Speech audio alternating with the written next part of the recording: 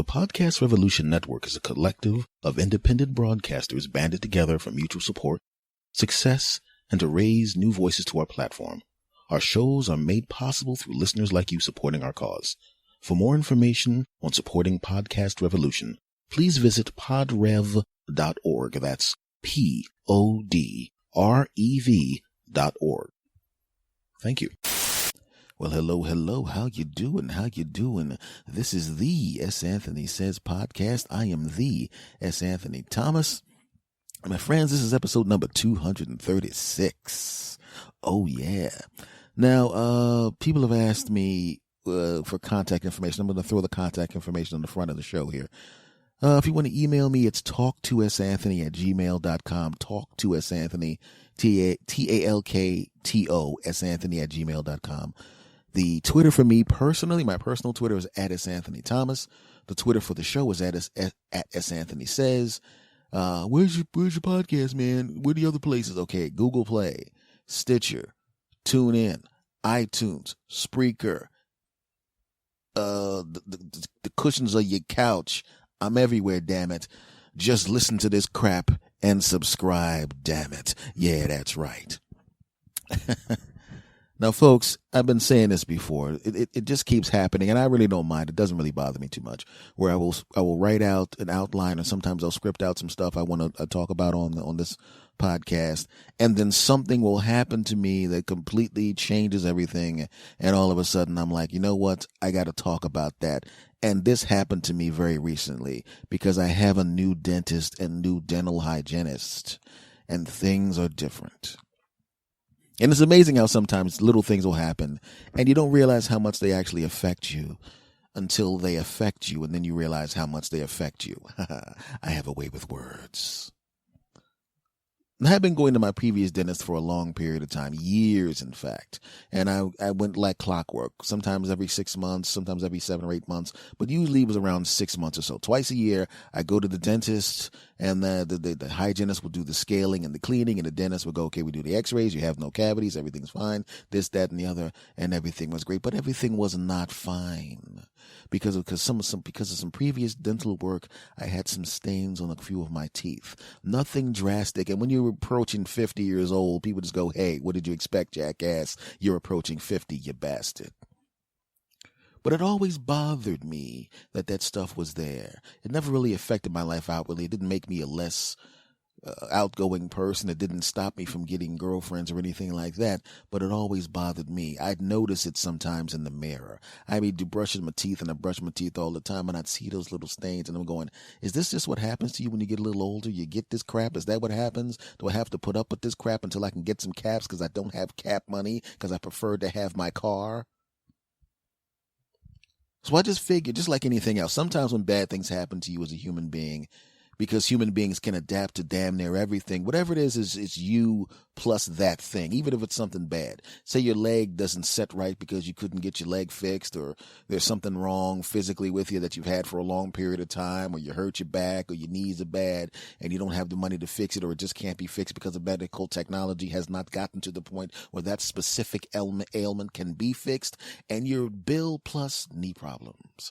Susie plus back problems. And I was S. Anthony plus these stains on my teeth. And I noticed them every morning when I brush my teeth. And I noticed them after I brush my teeth after meals. And I noticed them when I brush my teeth when I went to bed. I noticed them, and after a while I got used to them. And I was a little self-conscious sometimes. I didn't smile as much as I wanted to smile sometimes. Sometimes in pictures I wouldn't smile as much, even though they didn't really show up in pictures like that unless it was like a closer picture of me. Sometimes I didn't even want to do videos because I was like, And I didn't realize how much it affected me. Back to what happened. I go to the dental hygienist, my new dental hygienist. She's a nice lady. I'm not going to say her name. I know what her name was. I'll tell you why later on. I remember her name. I'll tell you why in a little bit. So we'll go in there. She's a very nice person, a very lovely lady, very sweet, very, very, very good at her job. I sit down in the chair. We're doing some small talk, and it was actual small talk. Not that I have to be nice to this person because they were patient small talk. She was actually genuinely interested in me as a human being, and I was genuinely interested in her as a human being because we're both nice people. That's right. So I sit down in the chair. The chair goes back. Light comes on. Hey, Mr. Thomas, this, that. You can call me S. Anthony. You want the dead Mr. Thomas crap. Okay, S. Anthony, blah, blah, blah, blah. She opens up my mouth and she goes in to the back first with the little mirror. Okay, and then she's using tooth terms on double 664JY is good, and XJ653 is good, and double 6XYJ6665 that's good, and double 6XJ, and that one's good, this and this, and but yeah, you need to do a little scaling here, but it's pretty good. You're doing a good job taking care of yourself. And the top 64445 6, well, that's good, and 60 there, that's good too. What is this? And I go, huh? She goes, you're new to us. I go, yeah, I just moved over. She goes, have you had a dentist? I mean, I can see that you take good care of you. What's this? And I go, she goes, these stains on your teeth. I go, well, she goes, and you've been going to the dentist and they didn't do anything about this? And I went, well, I mean, they've been cleaning my teeth for, a couple of years now. And, I figured it was just maybe some damage and I just had to go get some caps or something. She goes, you had braces or something back? I said, yeah. She goes, what's the, and they left this on there. I was like, well, if you go to a dentist and, they're cleaning your teeth and doing the work, I mean, the simple fact that it's still there, I just assumed that, that was something beyond their specific scope. Maybe I needed to get some kind of, she goes, no, you ain't got to get any whitening. I could take care of that for you right now. I go, huh? She goes, I'll take care of it. Don't worry about it. I'll take it off. Okay. So she's doing the cleaning and we're talking. Put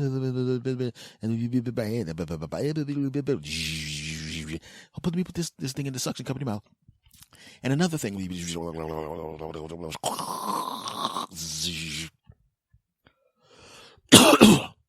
And she basically did everything, the clean, the scaling, the this, the that, the scraping, the this, the that. And then she got to the teeth with the problems, with the little discoloration on it.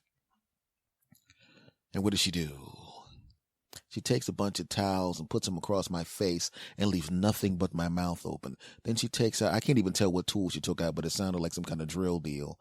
And I can hear her on those teeth that had the stains that I noticed every day of my life. I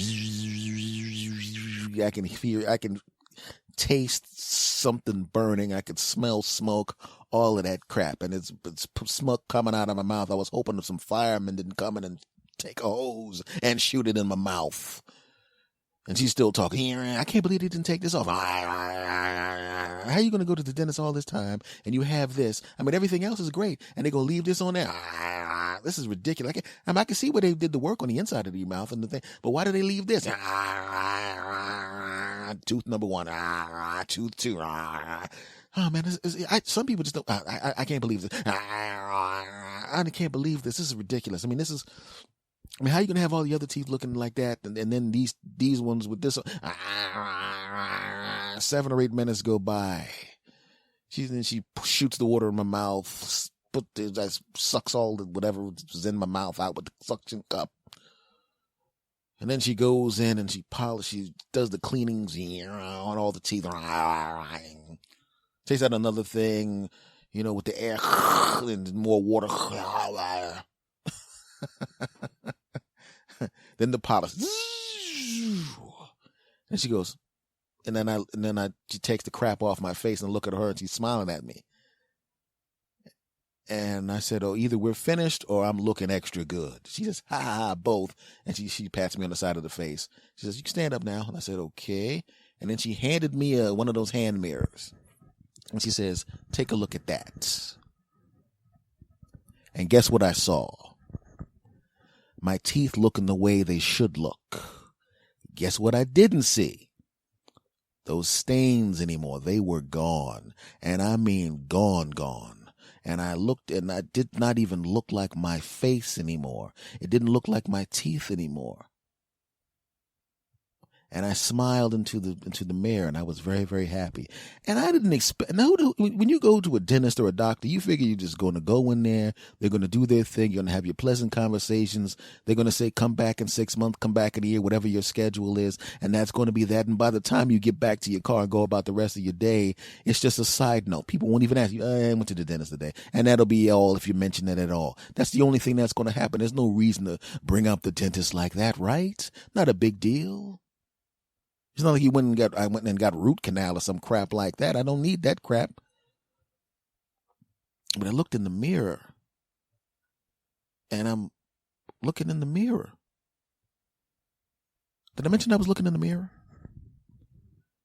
And I was smiling into the mirror. And I looked over at her, and she smiled. She goes, "That's how it's supposed to look." And I said her name, and I said, "Thank you, Miss," enter name there. I said it about 10 times before I left. And then I jokingly said, "You know what? I got news for you. If you can do this to these choppers, I'm moving next because I'm messed up in a lot of other areas, and maybe you can fix that crap too." She laughed. I said, "I'm taking your mirror." And she laughed, and then I handed it back to her. And I could immediately, as I'm walking out of the dentist's office, and I thanked her for the 58th time as I left. And I could see her happy because she saw how happy I was. Because this was just a little bit of work, 8 or 9 minutes. And it's amazing. 7 or 8 minutes, because I counted, like, if you don't count the towel placement, 7 or 8 minutes of actual work on my choppers, over and above the normal cleaning stuff. And I walked out a different person. She took away stains and gave me my smile back. Because when I came back out, I was smiling when smiling was normal. Like when the guy at the receptionist desk, "Okay, Mr. Thomas, we're going to get you set up for your next dentist." And I was talking to him. He said something funny, and I smiled at him. When I know for a fact that had that not happened, I would not have smiled in that particular case. I might have done a little the closed mouth smile. I might have done that. But I wouldn't have been as free to smile because I wouldn't have wanted to. 7 or 8 minutes of work in that office, and I was a different person walking out. I had my smile back. It was like it was in a box with a lock on it. "Hey, let me get to my smile." "You don't get the smile, punk. It's locked. But it's mine. It ain't yours yet, punk."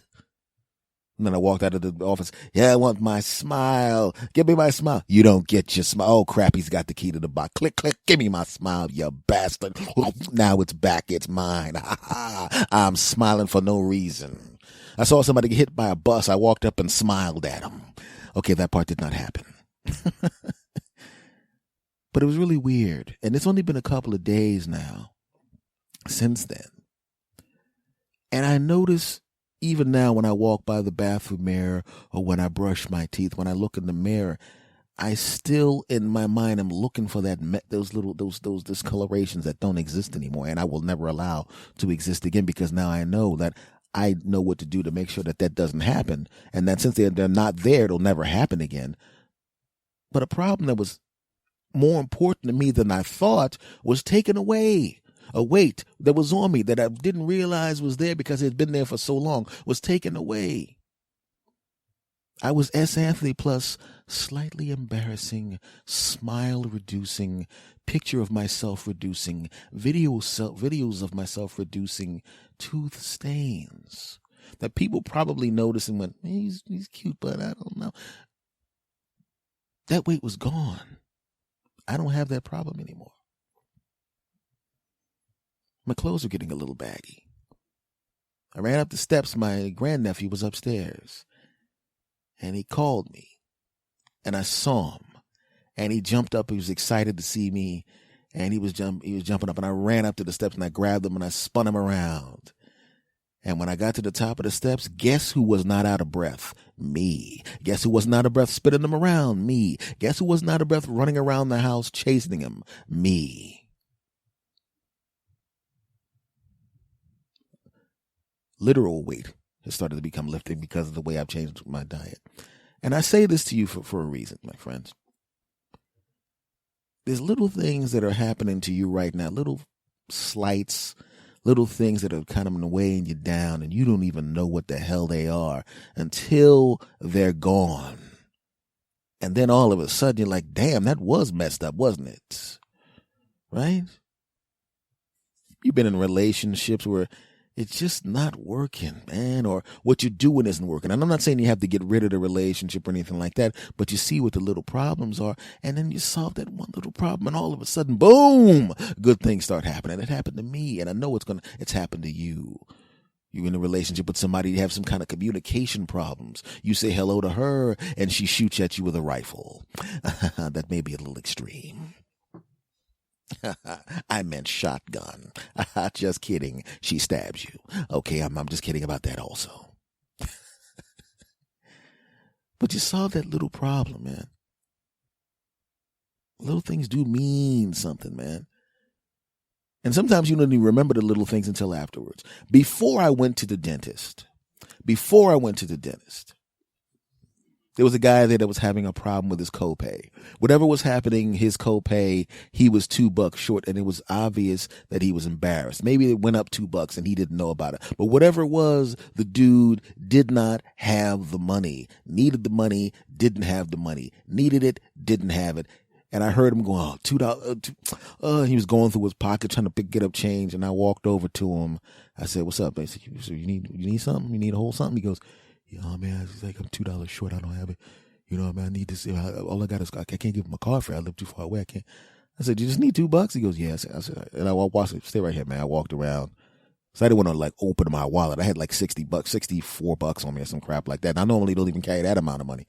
I normally have like a 20 and like $3. Normally I carry like $22 on me, right? I just happened to have more money at that particular time. So I walked around the corner, took out the $2. I walked back over to him. I rolled it up in my hand. I said, you'll be all right, man. And I shook his hand. And he probably thought I was just saying, you're going to be all right, just to, as a way to get away from him. But I gave him the comedy club owner handshake. The comedy club owner handshake is when you get paid, we used to get paid back in the day at the comedy club, because it wasn't that much money. So we could give it to you in cash. It was like $50 or something. You had you 2 20s and the 10 rolled up, and he'd give you the handshake. And like, why is this guy shaking my hand? Oh, the money's in the hand. So I gave him the handshake. All right, man, you'll be all right, man. You'll be cool. And he had his hand like, he put his hand in me like, what the fuck is this guy shaking my hand for? Just, get away from me, dude. You know that? And then when our hands made contact, because he was reluctant to shake my hand, like, why am I doing this? And then he felt the money in his hand. And he looked up at me. And he smiled and he nodded like, and then he mouthed, thanks, bro.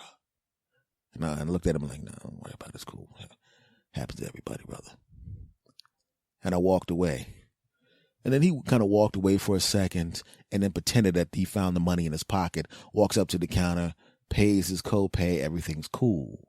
I'm getting a drink of water from the fountain, and I'm walking away to go to my dentist office, and he comes running back and he goes, thank you, man, blah, blah, blah. And we had a little exchange and all of that. So like I said, don't worry about it, man. I've been there, man.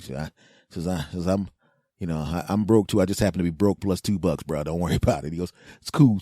Then he goes back in. I ain't had to do that. But I also know what it feels like to be that guy. I've been there before. I know what it's like to go someplace and you're $2 short. And you feel like shit. And you're looking around. I just gave the guy $2. It wasn't that big of a deal. It didn't change anything for me. The $2 didn't affect my day at all. But this guy got to go to the doctor. Same day that I'm going to the dentist. And actually, moments before I went to the dentist. It was a little thing. Didn't mean it didn't affect me any. But he was probably in his doctor's office. Man, that was pretty cool there, brother, to give me them $2, man.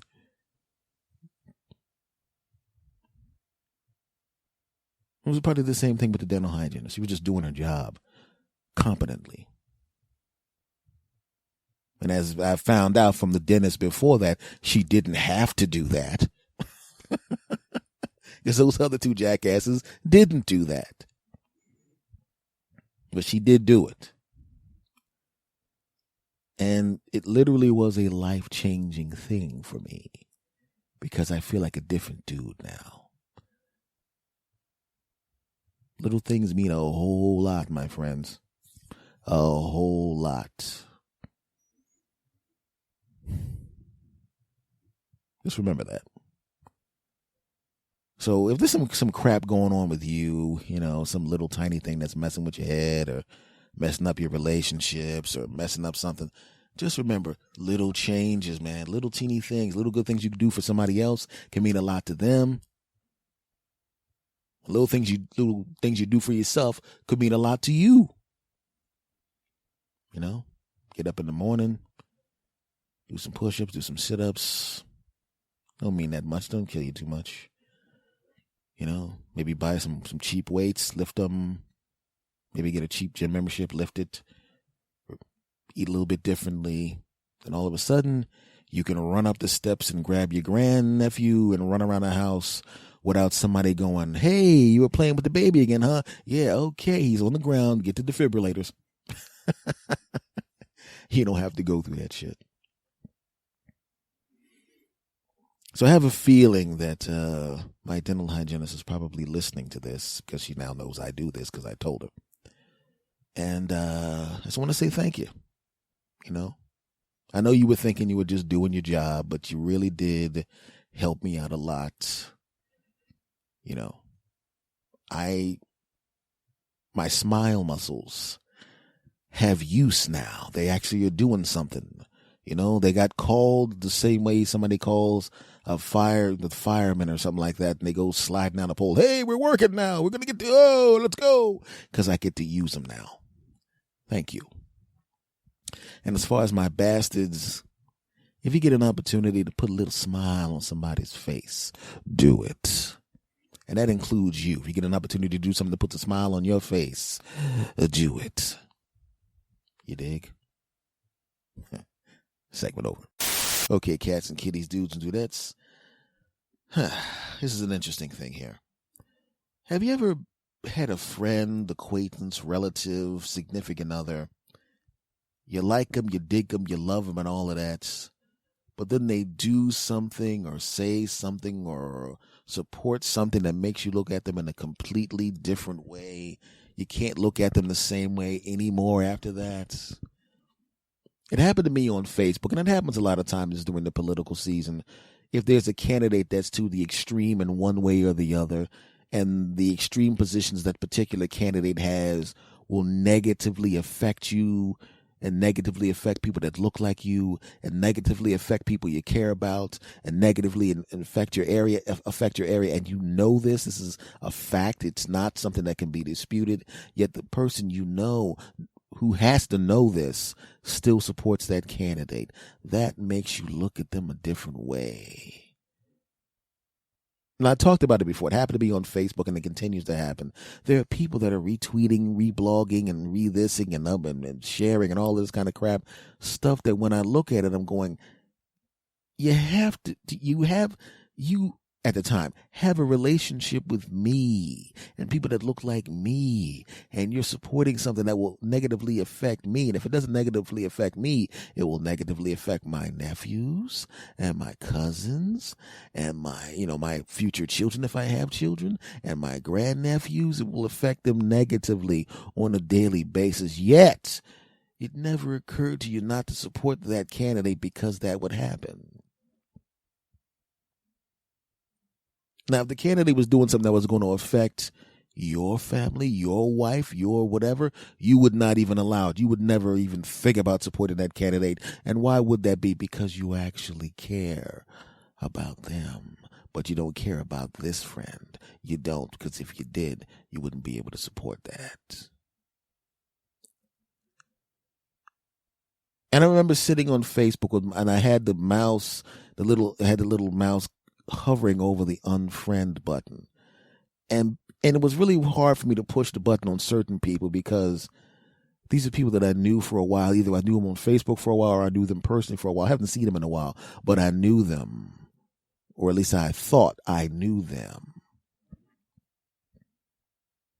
And when you see kind of mildly racist Obama cartoons shared on Facebook by someone you know personally.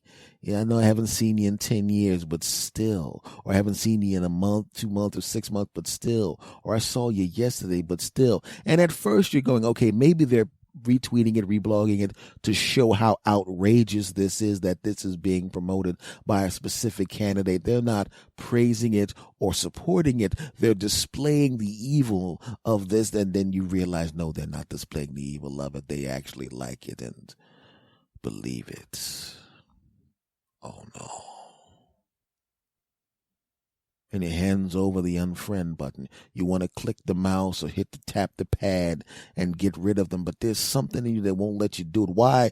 Because of it's literally like the thing that's stopping you from pushing the button is the residual good feeling you had for them from back before you knew this happened. And you sit there looking at the unfriend button and you want to push the button. You want to push it. There's a part of you that doesn't, because you know once you push this button, something it's going to be really clear why. It's very similar to something else that happened to a friend of mine. Also happened to me. So I'm going to change a few things in the story to protect the innocent. Or maybe I'll do a thought experiment. Say for the sake of argument, you're dating someone or married to someone, and everything's great. And they know how important it is to you to be faithful and honest, because you're a faithful, honest lady or a faithful and honest guy. That's who you are. You've always been that way. It never occurred to you to disrespect your significant other or a wife or a husband or whatever. It never occurred to you to do that. You would not do that. You make it really clear that you're off the market. You're polite, you're nice, you're friendly, but you make it really clear that you're off the market. And from the looks of what you're seeing from your significant other, they're doing the same thing. So you feel good. You got a mental picture and an emotional picture of who you think that person is, and they're like you. They're really good, faithful people, and oh God, you found out they got it on with somebody 4 years ago. Oh no. Now, since that time, they felt horrible. It never happened again. Probably won't happen again, but it did happen because it was early in the relationship, maybe a year in. But it still happened. And you find out about it later on after everything's been going good. And now, all of a sudden, you're starting to look at them a little bit differently. Or you're with somebody else and you hear them talk crap about you on the phone to one of their friends. They may be just blowing off steam because they're mad at you right now, but what they said was really bad. They really went in on you, and you're thinking, the offense that I may or may not have committed, that's way worse than anything that I would have committed. You didn't have to go that far and say those things. They don't know you heard it, but you heard it. And you're looking at them a little different. You're looking at him across the dinner table, and she's smiling at you, or he's smiling at you, and he's thinking everything's great, and you remember what you just overheard, or you remember what you found out they did 4 years ago, and now you're looking at them a little differently. In the case of the bad thing on the phone, you may be able to get over it because, maybe they, sometimes you blow off some steam. They're talking to a friend of theirs. They say some things that they don't really mean, or they're mad at the moment, and they didn't say it to you. They just wanted to blow off some steam, so they didn't come and blast you. Maybe you can get over that. I've been in that situation where a girlfriend just went to town. He's this. She probably had devil horns pop out of her head. She probably had fiery coals flying out of the ceiling and was standing over a cauldron with boiled baby seals in it while she was talking crap about me. And then when she realized I was in the room, she comes back out of the room, and now that she's blown off steam and realized that she was wrong and didn't think that I knew about it, she went back to herself. But I'm looking at her like, I know what you said. How dare you? And I'm looking at her a different way.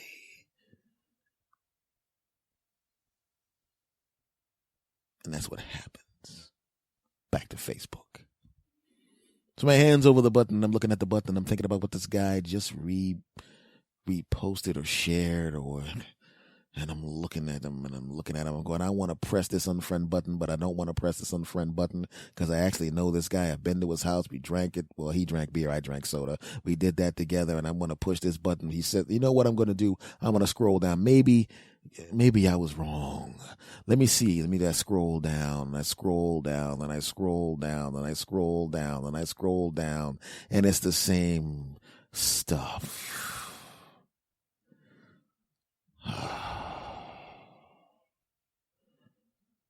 I scroll all the way back up.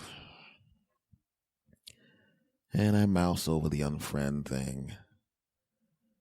And I know the second I do this, he's going to notice after a while, I'm not seeing any of S. Anthony's jokes or what the hell's going on. Let me go see what's good. Unfriended. And then he's going to contact other people.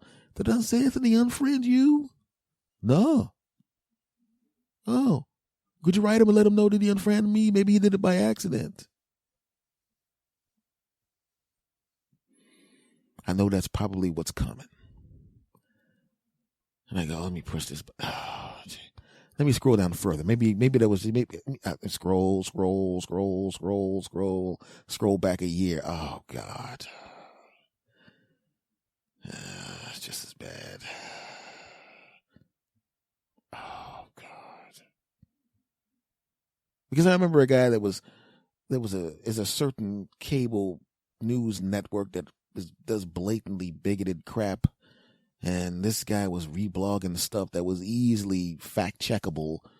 You know, the kind of stuff that if you have common sense or you're not in it, you could tell that this stuff is not correct and a complete bold-faced lie, but you reposted it and shared it and all of that crap anyway. Now, are you willfully ignorant or do you just actually believe this crap? That's what I'm wondering. I'm like, I've been to your house, man. You've been to my house, man. We broke bread, bro. We've been on shows together, dude. We rode on long car trips, man. And this is what you think? Is this what you think of me? And I don't even want to be in a position where he goes, well, I don't think that way of you, because I've been there in a situation where somebody goes, I don't think that way of you, but. And I don't even want to hear what happens after the but, because I don't want to be one of the, quote, good ones, unquote, because I don't believe in that ridiculousness, and that's insulting to me. And insulting to everybody. Oh, you're one of the, well, you're not like the other ones. What do you mean by not like the other ones? The fuck does that mean?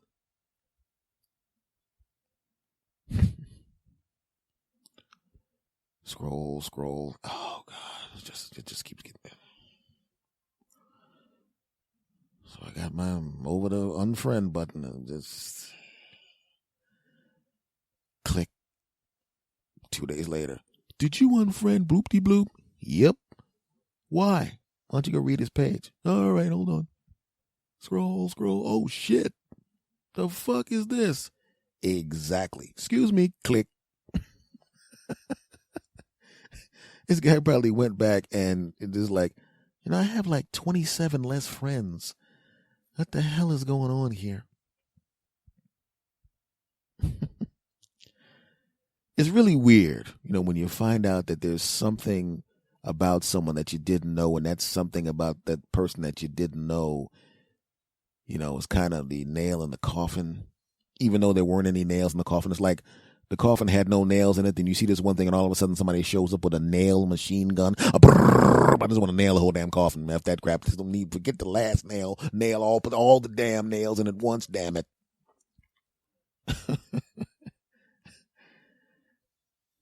It's amazing. And the reason I was thinking about this again because I was reading a story about my hometown team, and there was a player that was talking about how some of the players in the locker room of my hometown team, some are Hillary Clinton supporters, and some are Donald Trump supporters, and they were friends. They were on the same team with the same goals, but this political climate, these two particular candidates, and some of the things that Donald Trump has said regarding race and people of color and stop and frisk being national and all of these other things make the black players go, what the fuck? You supporting this guy? Like I said, sometimes people will say things or believe things or vote for things, and you look at them a little bit differently. Just like a cheating spouse or a friend that does something that makes you go, damn, really, bro? And normally, like I said, I don't get rid of people because they differ from me politically. I actually like to hear information from people with different mindsets. I have my ears are open and my mind is open. But just because you have an open mind doesn't necessarily mean you got to let everything in. It just means that you consider everything. If you have an open door policy for a business or you have an open house, you do want people to come in, and you're open to having people come in to check things out. But if somebody walks in with a machete and they're saying, I'm going to stab everybody because that's what I do, you're going to close your door to that guy. If somebody comes in and he's got a shopping cart full of flaming bags of poop, you're not going to let that guy walk in. Why? It says open house. Yes, it says open house. But just because it's open doesn't mean I let in everything. It just means I consider everything that comes up. And I've considered everything that comes up. When I registered to vote originally, I looked at my options, and I know that I have to vote, and it's important for me to vote, and I always vote. But when I looked at what's out there, I looked at the fact that we have a two-party system, Democrats and Republicans, and that's all we have. And when you have two parties and there's no third party, what do you get? Diametrically opposed opinions that race further and further from each other just to differentiate from the other. And that's why I've never registered with either party. Well, I didn't, I'm an independent, non-affiliated. That's how I'm registered. Because one party can't stand me and another party doesn't pay enough attention and thinks I'm damn near invisible and just assumes things. Which is why fuck both of y'all, but fuck one of you more. One party quadruple fuck you and the other party fuck you. That's how I feel about them both.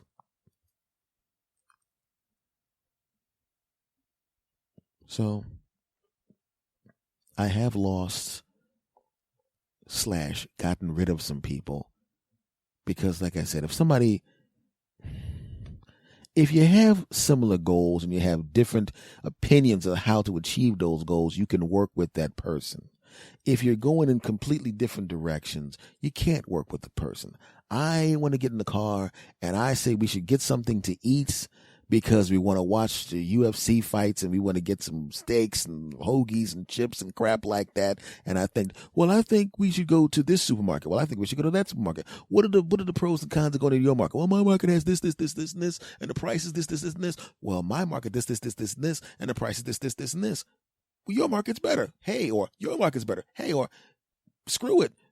This is an occasion that we really want to have the stuff that we want. Why don't we get some stuff from your market and some stuff from my market? See, that's how you can work together on things. There may be a market that's just way better, and you both decide to go to that one or the other.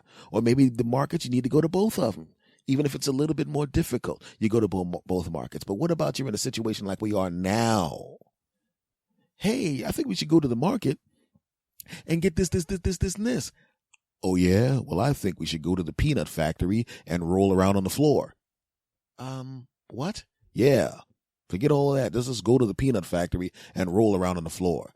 I'm allergic to peanuts. Yeah, well, I'm not allergic to peanuts, and it doesn't matter to me that you are allergic to peanuts. I know you're going to swell up and die on the floor, but I'll have an endless supply of peanut butter. So fuck what you think. Let's go there. Well, let's not go there. You can get peanut butter at the supermarket. Yeah, but I want to get it from the peanut factory. But I'll get sick and die. Doesn't matter to me. It ain't happening to me, so it doesn't matter. Can you work with that guy? No. Would you want that guy in your house when you just told him that you're allergic to peanuts and go into the peanut factory? We will fucking kill you. And he says, I don't care because it doesn't happen to me. Let's go to the peanut factory anyway. You wouldn't go to the peanut factory. You wouldn't go to the supermarket with that guy, and you wouldn't have that guy in your house. And that's what we're dealing with right now. So if you got anybody who's trying to peanut factory your ass, get rid of them. I had to do a purge on Facebook before, and unfortunately I see now I'm going to have to do it again. I'm a lot more careful picking my friends now, so it's a little different. I don't have any new friends that are douchebags. But back then, it was a little different. I was just, kind of accepting anybody who, So it is what it is. But I understand that. Like I said, that article brought up a lot of thoughts for me. And I actually put up a poll on Twitter. Now, by the time you hear this, the poll have expired. But it's still an interesting question.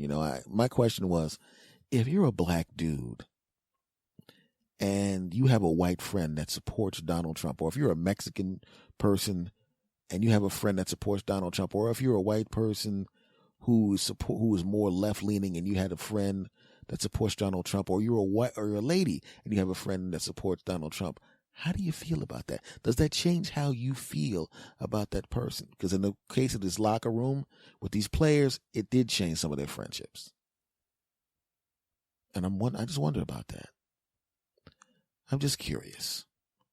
Because I have some friends that, not necessarily just Donald Trump, but there were friends that there were politicians that did really horrible things and said horrible things, and news stations that said really horrible things, and people that I knew were all for it and retweeting it and they're thinking it was great and ha ha ha and yeah, yeah, yeah. And I looked at them in a different way. And as open-minded as I am, if you're all for something that's going to mess me up badly, or mess up my friends badly, or mess up my family badly, and you're all for that, then that means you ain't for me in more ways than one. And it's a shame. Segment over. My friends, I want to talk to you about liberation. The liberation of being an older guy, liberation of middle age as you approach it. Because at that point, and I know this from personal experience, you stop giving a crap what people think. Now, I'm losing weight now and it's becoming successful now. Why? Because I'm not trying to kill myself in the gym and do this double. Know what I did? I am just changing everything. I'm eating better. I'm already an active guy and I'm dropping weight because I'm an active cat and I'm not eating as much crap as I used to. And I don't have to worry about cheat days and no cheat days and don't cheat that and don't eat that. I don't got to do any of that crap. I know what's bad for me. I eat a whole lot less of it. I know what's good for me. I eat a whole lot more of it, and I just do what I'm already doing, and I work out, and that's it. And it works for me. My pants are getting looser and all of that kind of crap. But even when the weight that has been gone now was on me, I still walked around in a t-shirt with my gut. You know why? 'Cause I'm 47 years old and I don't give a crap what your punk ass thinks. That's right. I actually went to the door with my shirt off and some hot Jehovah's Witness lady was standing there. And I waited until she stopped vomiting. And then I said, first of all, lady, I ain't cleaning that up. And she said, and vomited some more. Then I closed the door. 'Cause that was rude. Okay, that did not happen. She only vomited once. Also not true. She just threw up in her mouth a little bit. But I'm telling you, I don't give a crap, and you shouldn't give a crap either. Middle-aged men and women. Middle-aged women, okay, so you got your bellies a little soft, you had some kids. Any dude that's like, oh, no, she's not a perfect 10, don't worry about that crap. He's a punk. Any real man doesn't give a crap about that crap. You know what I'm saying? That's right. You realize younger women find me attractive now because I don't give a crap what they think anymore. When I was younger and I really cared about what they thought, they started to feel the desperation and smell the fear, and some of them would take advantage of that crap by beating you down by looking at you funny, or beating you down by laughing when you ask them out. Well, guess what? That crap doesn't work.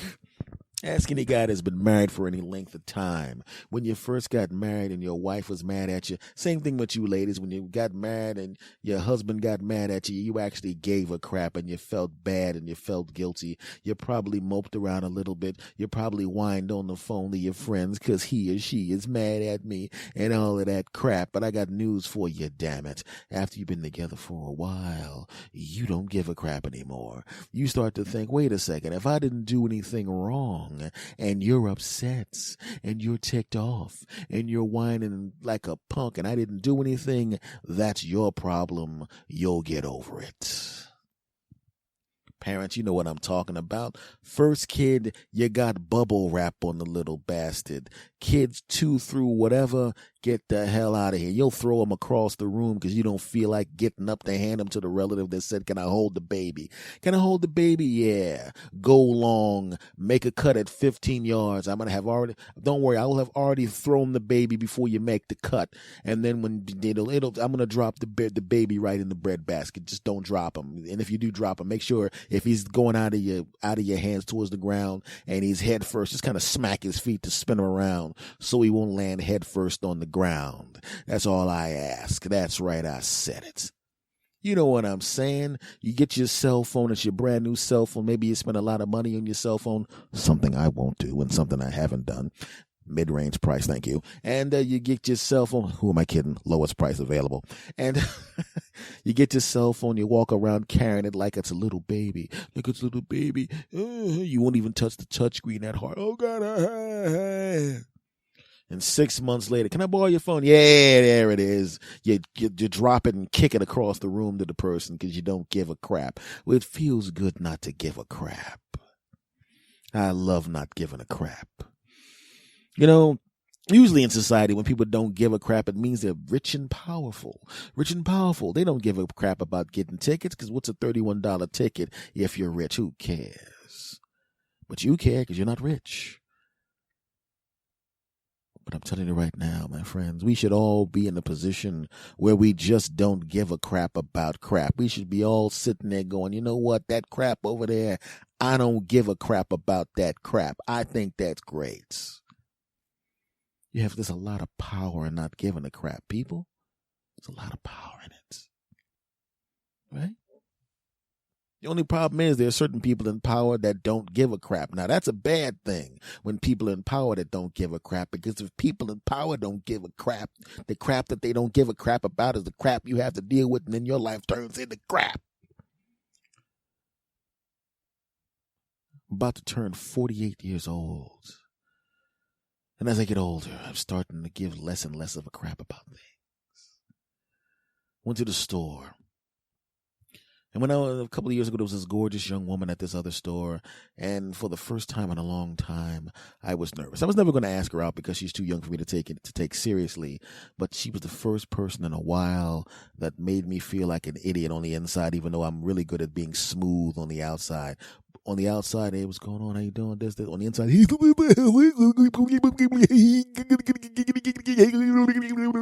and I'm not kidding. That's exactly what was going on in my brain. And then she smiled, and I was like, inside, outside. Yeah, thanks a lot. Yeah, it's a good story. It was nice to meet you. Inside,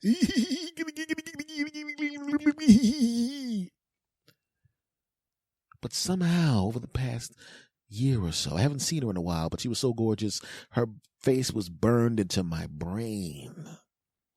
And today I saw her again, and she's even more gorgeous. And this time she goes, you look familiar. And I said, yeah, you used to work at the Whoop-De-Whoop. She goes, oh yeah, that's right, I did work at the Whoop-De-Whoop. Hey, how you doing? And I'm going, hey, how you doing? And inside of my brain, you know what I said? Hey, how you doing? You know why? Because I didn't give a crap. I'm not asking her out. I'm not fantasizing about taking her to Bang City. I just want to buy my stuff and leave. And I just lied to you. I absolutely would love to take her to Bang City, but I'm not going to try to take her to Bang City because she's too young for me to take seriously about going to Bang City. She's in her early 20s, probably 23 by now. I don't give a crap. And it felt good. What felt bad was the simple fact that I was the only person there that wasn't drooling all over her. It made her more intrigued with me. And now she's going out of her way to flirt with me, to try to get me to give her the same response that everybody else was giving to her because she's so incredibly gorgeous. And I didn't give a crap. I really just didn't give a crap. I'm nice to everybody, but I didn't give a crap. Could you hit the pause button, please? Oh, my God. Oh, dude. I know some people in the house here with us, man. I just had to pause the button. I almost broke down laughing. I was right about normally I don't give a crap, but I'm telling you right now, if that woman said, drive to your grandma's house and push her down the steps and we can go to Bang City, I'd push my grandma. I would actually take my grandma to someplace with more steps and push her down those. Yeah, that's right. I said it. I don't mind lying to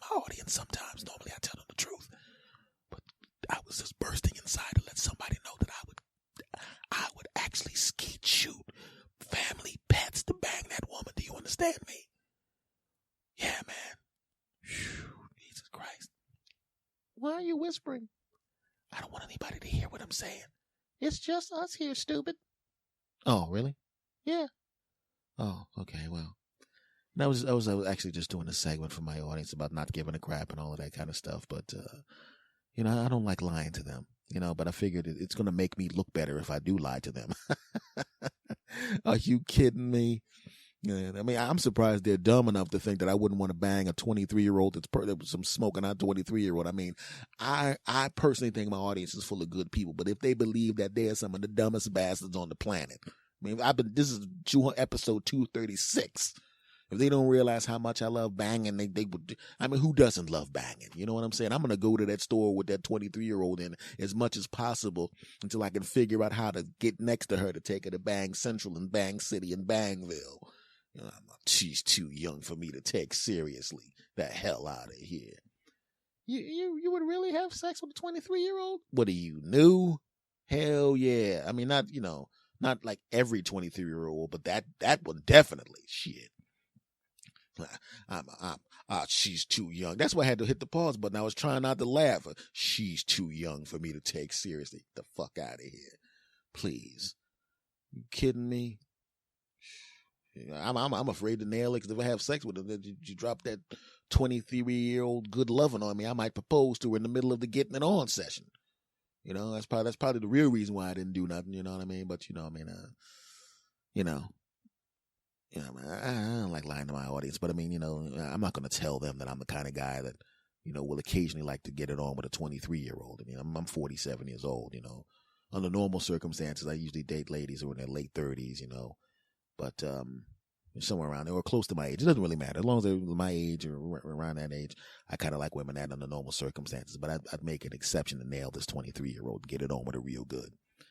After the Trump tapes came out, it's kind of dangerous to even be anywhere near a recorder to have these kind of feelings and to say things like that. Yeah, you see Billy Bush around here anywhere? You see any Access Hollywood microphones? Huh? And it's not like I'm saying I'm trying to grab women by the genitals like that jackass said. I don't touch women without their permission or anything like that. I just like young, hot women, and I prefer them to women that are more age appropriate. I mean, what I'm saying? It is what it is. Women that are that age are so smoking hot, I have no choice but to bang the crap out of them. Now Trump's a pig, you know what I'm saying? But I mean, you know what I'm saying? But I'm not, I'm not trying to nail somebody's married women or something. That would be gross. But I mean, what's wrong with giving a good young woman a good deep drilling? You know what I'm saying? I mean, to nail broads is what dudes are supposed to do, right? Man, this would be really horrible if sometime in the future you decided to run for president. And I mean, just imagine the campaign ads when they would say, "S. Anthony Thomas, a guy who likes to drill young 23-year-olds." I mean, what kind of language is that to say you want to drill and then to call women broads? Look, I'm a man, right? And in this world, what a man says goes, and broads have to do what a man says. You understand? Men. That's right. All right, just unpause this, and we're going to finish up this segment because the show's almost over. But I mean, look, literally, we looked at the stats. Half of your audience is women. Yeah, the half I want to drill. And I don't like to call them women. I like to call them broads. Broads that need to be drilled. You really have a mental problem. So what? Okay, let's finish this segment. And, you ready? Yeah, I'm ready. All right, on the count of three, you can push the button, and I'm going to go back to acting like I have some sense. 1, 2, 3. So anyway, guys, like I said, you got to remember it's very important to not care what people think. You know what I mean? Like the big story right now is this, Donald Trump tape where he was caught and he was recorded saying these really, really horrible things about women and, thinking of women as sex objects and stuff like that. He's talking. I mean, I forgot which report. Actually, I do remember which report he was talking about. I'm not going to say her name because I mean, even as far as I know, it might actually be someone else. I'm pretty sure I know who it is, and I actually enjoyed her work on Access Hollywood or whatever show she was on.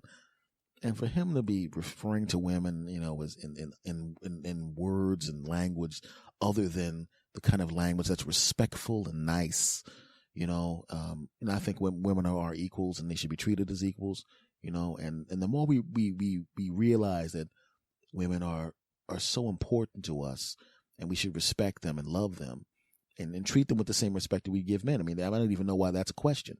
It's kind of idiotic to even think anything other than that. They should be getting paid the same amount of money as men, and all of that other kind of stuff. So, when I heard that the tapes, I mean, you would figure it's like, dude, there's a recorder right next to you. Who says sexist stuff? First of all, you shouldn't say sexist stuff anyway. But to be dumb enough to say sexist stuff right next to a recorder. I mean, if you say sexist stuff, I mean, you should have enough. You don't know who's recording you. I mean, if that ever comes out and if anybody overhears that crap and then they hear you being nice during the regular part of the recording, the next thing you know, people are going to realize or at least think that you have a different agenda when the recorder is off, and it's embarrassing. It's I don't know, man. I mean, I'll be honest with you, man. I can honestly say, and I'm glad to be able to say this, and I'm proud to be able to say this. No matter what happens, people can do all the digging they want. They will never hear me referring to women in derogatory language like that. They will never hear me over-sexualizing women like that. I wouldn't do it, and it's disgusting, and it's wrong, So, because I wasn't even going to talk about Trump in this segment because, I mean, it's kind of a divisive topic, you know what I mean? And I don't want to be that type of guy, So, I'm sorry. I'm gonna have to pause and look at my notes. I'm sorry. Normally I don't use my notes during the show. Could you hold? I mean, well, as it turns out, since you're listening to this, there really won't be that big of a hold up. I mean, I'll pause, and even if it takes me a couple of minutes to look at my notes to finish off this segment, it's not like you're going to be able to detect anything because on your end it'll just be there'll be a slight pause and then it'll continue on. So could you hold it for me? I'm just going to pause for a second because I had some notes on some things I wanted to talk about. Hold on, please. Oh God, I almost vomited in my mouth just now. Yeah, I know what you're saying. I mean, I almost threw up listening to you talking about how you don't want to say anything about women. I mean, listen to what you just said. I got news for you. As soon as I get finished here, I'm going to go back to that store, charm that 20-year-old, and drill the crap out of her. I'm going to bang, bang, bang, bang that young broad. I'm going to give it to her real good. I don't even know what her name is, and I don't care, because the only thing her name's going to be to me is, yeah, girl, take that. That's what her name is going to be. You know what I mean? All right, give me those notes right so I can finish off this segment. You know what I mean? Oh, God.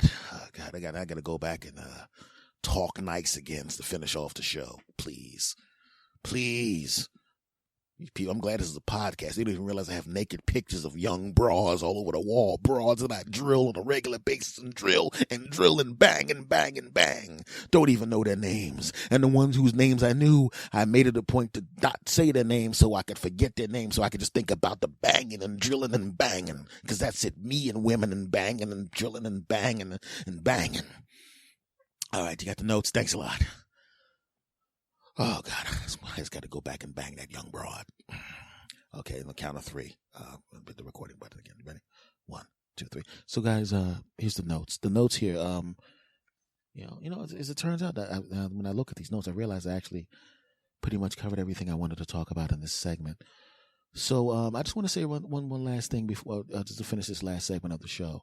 I just want to say right now that, you shouldn't really care what people think about you. You should only care about what you think about yourself and realize that, it's all about you. You know what I'm saying? And to be good to people. You know what I'm saying? If you have, if you see a lovely lady walking down the street, be respectful. Don't be yelling across the street, I'd like to do that to you. Come on, man. Just walk up to her and say, hey, excuse me, I'm sorry. I don't mean to be rude or anything like that, but you're very, very lovely. If I'm out of line, I apologize.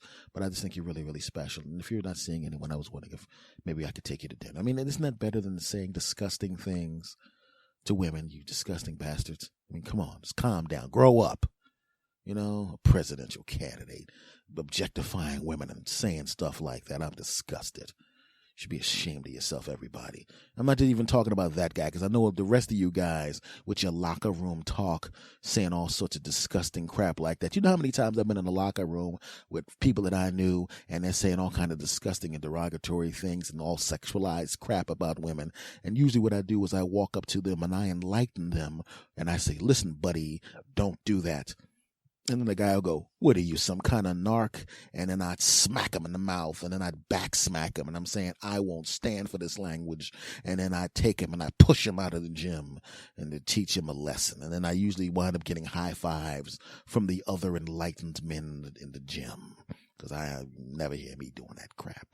So like I'm saying, folks, yeah, and I know there's a lot of you guys thinking I'm a big punk because of the fact that I won't allow that kind of language around me. I understand that, but this whole segment was about me talking about how I don't care about what people think. I'm going to be the enlightened man that I am, whether you disgusting ruffians like it or not, you bastards. That's right. Sexist pigs. Segment over. All right, folks, this has been episode number 236 of the Yes Anthony Says podcast. And I'm wondering how many people, because as many times as I do these podcasts where I put the weird, I'll talk about something serious and I'll put something wacky in the middle of it. Every once in a while, 99.9% of the people that listen to the show get what I'm doing and the fact that that's actually satire. But there's always one person, hey man, I've been listening to your show and I can't believe you said that. I'm guaranteeing you there's going to be at least one person out of a whole lot of people. There's going to be at least one person that listens to that last segment and doesn't realize it's satire. And to that person, I would like to say, did you just listen to that segment and you hear all those fake things I put inside the segment where I was lampooning people that pretend to be enlightened but actually are not enlightened, and then they expose themselves on tape later on when people find out that they said things that they claim to not think?